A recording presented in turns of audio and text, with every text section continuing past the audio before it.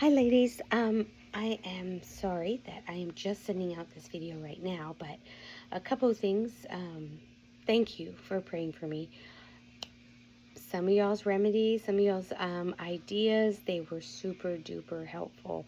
I'm so thankful that God was so kind to me because I thought I was never going to stop coughing. And so I feel so much better now. I'm still not 100%, but there's nothing wrong anymore. Occasional coughing or whatever, but so much better. So thank you very, very much. I really, really appreciate it. Genuinely, I do, because when you don't feel good, no, I'm making a video for Simply Science. Wow. Jordan's brushing her teeth. When you don't feel good, it's so hard to get anything done. And then you can get discouraged because you feel like you're not getting anything done. So I appreciate you all very, very much. I genuinely mean that. So thank you.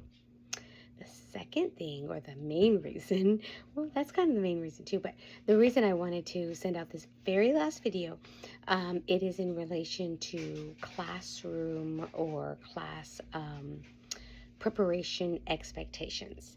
We'll have two classes. That's very familiar to us by now. We'll have the older kids and then we'll have the younger kids. And so we're all preparing our own classes rather than just the leader doing it and then somebody helping and to take off the other group. We're going to be completely separate except for the initial time we meet in the very beginning, and that's it. So what are the expectations for the older children? That one should be pretty clear. We're going to have the material. This material is for, this book is written for 2nd to 6th grade. And obviously our older kids are beyond that. But it's hefty material and it can, how do you say it? It is adaptable, and you can bring a challenge to it. And that's what we want to do for our older kids. We really want to challenge them in their vocabulary, in their comprehension or understanding, and the physiology side.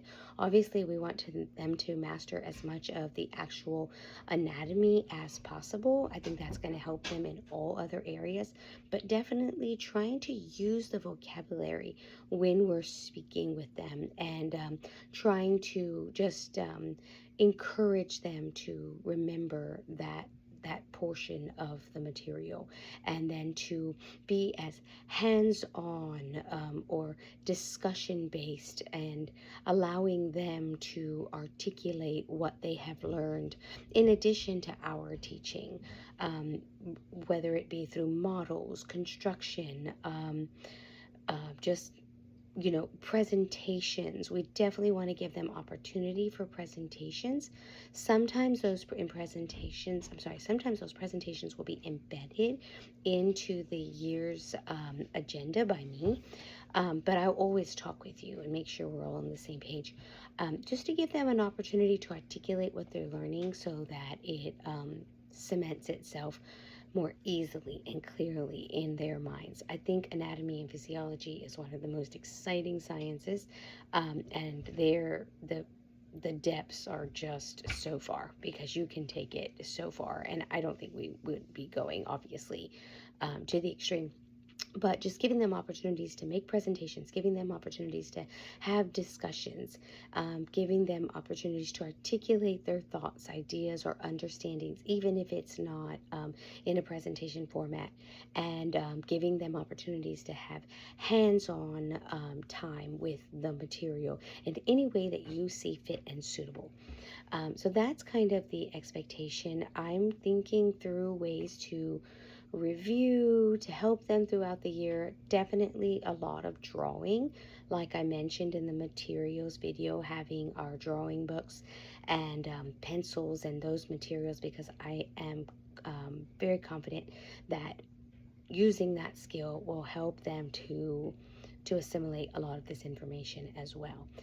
I did mention that notebook that I was waiting to receive. It was notebooking through the human anatomy. it was horrible. I am not pleased with it whatsoever. I feel like that was $12 stolen from me, but whatever. Oh, good night. I love you. You want to be in my video? I thought it was terrible. It was worse than busy work. I am a little picky when it comes to that, so maybe my opinion doesn't matter. And if you saw it, you would love it. If anybody does want to see it, I'll show it to you. I was not impressed in the least bit. It was a lot of writing, just a lot of vocabulary, which is good, but just kind of just writing everything that you read. And I will not be using that book at all. Like I said, if anybody wants to see it, you're welcome to see it. And even if you wanted to print a couple pages or whatever, I mean, you can. I don't anticipate using it. It is in a PDF, yes, PDF format, but an electronic format. So that's how you could see it. So anyway, there's that.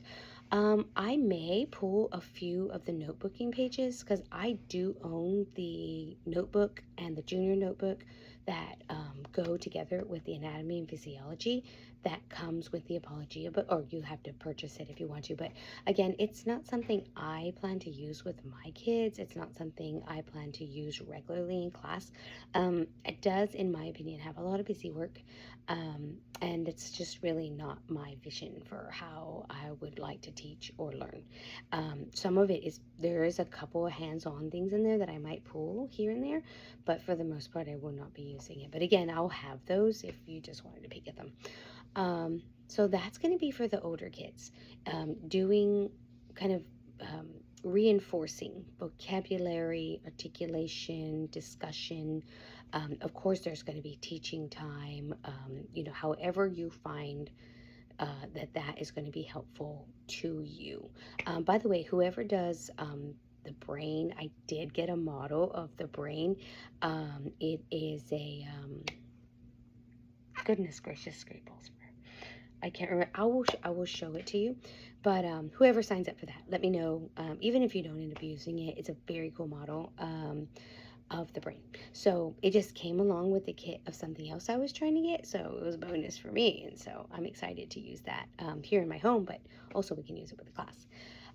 So however you decide to do that, diagrams, models, constructing, whatever it is, that is my vision for the older kids. Save your cardboard because I'm going to need it for my skeletal system. Okay, that's side note. Now for the younger kids. So this is the vision for the younger kids. Obviously, they're going to be, just not, it's just not going to be the same. Obviously, that's why we're separating them.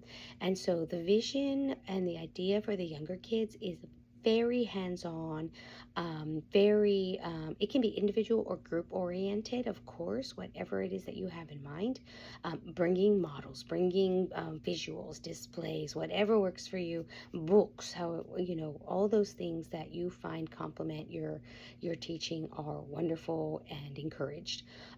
I would like to limit the amount of lesson time for the younger kids.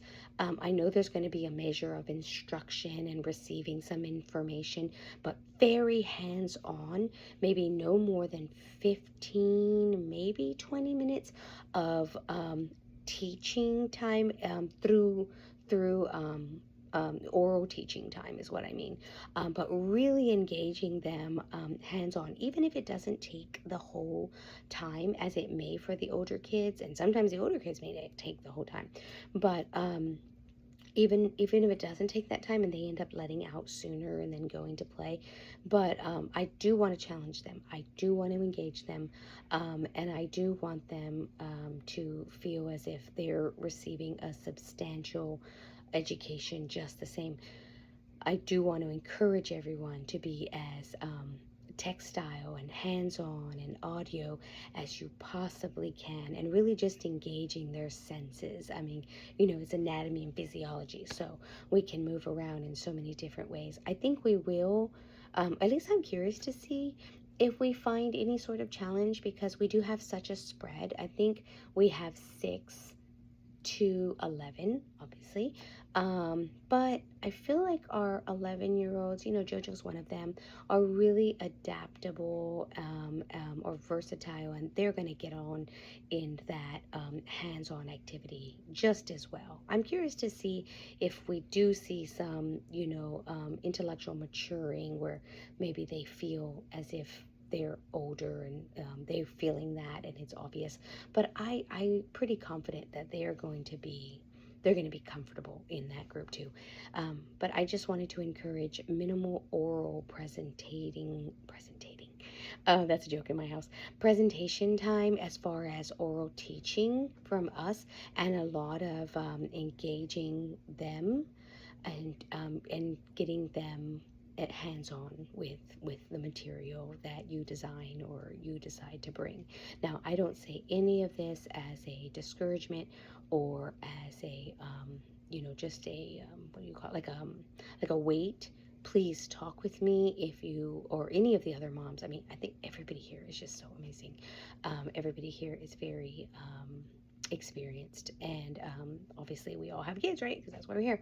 But talk it out with me or another mom if you have questions, or you just need to talk it through. Sometimes that helps me bunches, and sometimes I make my kids sit and listen to me, and then and then it feels more clear. And sometimes, anyway, sometimes it's like, aha, this light bulb goes off the night before. I don't know. I feel totally prepared, and then I have all these ideas, and they just spring up on me, and I want to do them.